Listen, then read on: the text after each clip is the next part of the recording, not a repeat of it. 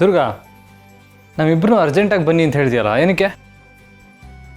ಬೋಸು, ದಾಕ್ಷಾಯಣಿ ಅತ್ತೆಗೆ ಬಿಸಿಬೇಳೆ ಬಾತ್ ಅಂದರೆ ಪಂಚಪ್ರಾಣ ಅಲ್ವಾ? ಅದಕ್ಕೆ ಅವ್ರಿಗೆ ಇಷ್ಟವಾದ ಅಡುಗೆ ನಾವು ಮಾಡಿದ್ರೆ ಆ ರುಚಿಗೆ ಘಮಕ್ಕೆ ಅವ್ರಿಗೆ ಹಳೆ ನೆನಪೆಲ್ಲ ವಾಪಸ್ ಬರ್ಬೋದಲ್ವಾ?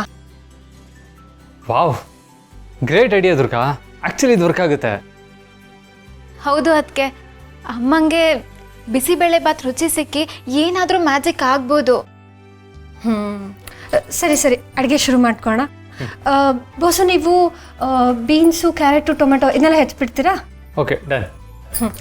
ಶಾನ್ವಿ, ಕೊತ್ತಂಬರಿನೆಲ್ಲ ಚಿಕ್ಕ ಚಿಕ್ಕದಾಗಿ ಬಿಡಿಸ್ಬಿಡು. ಸರಿ.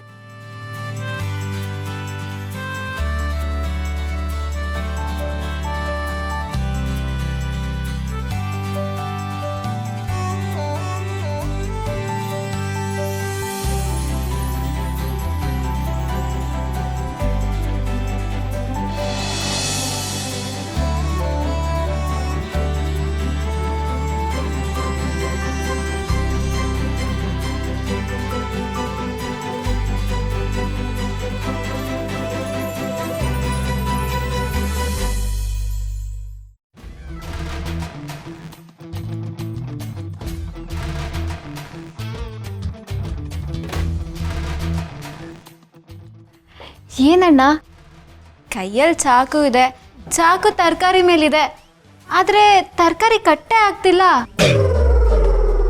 ಗಮನ ಬೇರೆ ಎಲ್ಲೋ ಇದೆ. ಶಾನ್ವಿ, ಸ್ವಲ್ಪ ಸುಮ್ಮನೆ ಇರ್ತೀಯಾ? ನಿಂಗೆ ಯಾವಾಗ ಬರೀ ಇದೇ ಆಯಿತು. ಹೋಗು, ನಿನ್ನ ಕೆಲಸ ನೋಡ್ಕೊ.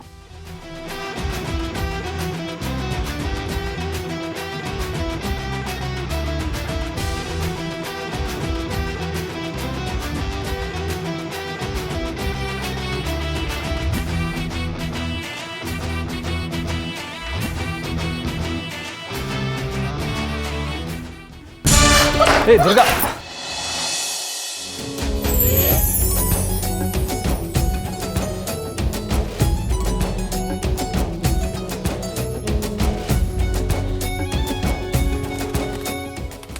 ಆಹಾ, ಪ್ರೇಮಲೋಕದ ಪರಿಮಳ.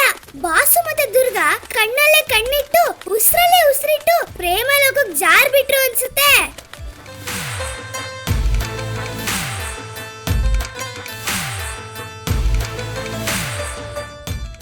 ಯಾಕೆ ಮಣಿ, ಕೊಬ್ಬು ಹೆಚ್ಚಾಗಿದ್ಯಾ?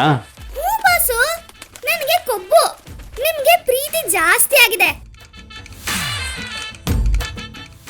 ಮಣಿ, ತರಲೆ ಮಾಡಬೇಡ, ಮೊದಲಿನಿಂದ ಹೋಗು. ಸರಿ ಸರಿ, ಕ್ಯಾರಿ ಆನ್.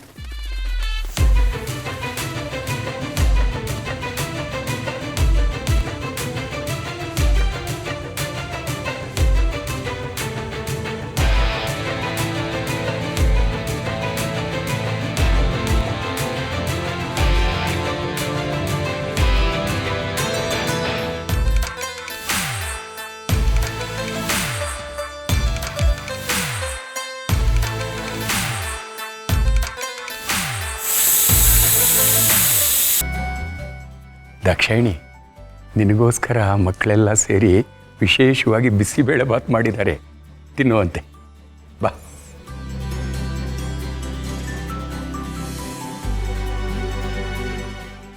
ಕೂತ್ಕೊಳ್ಳಿ.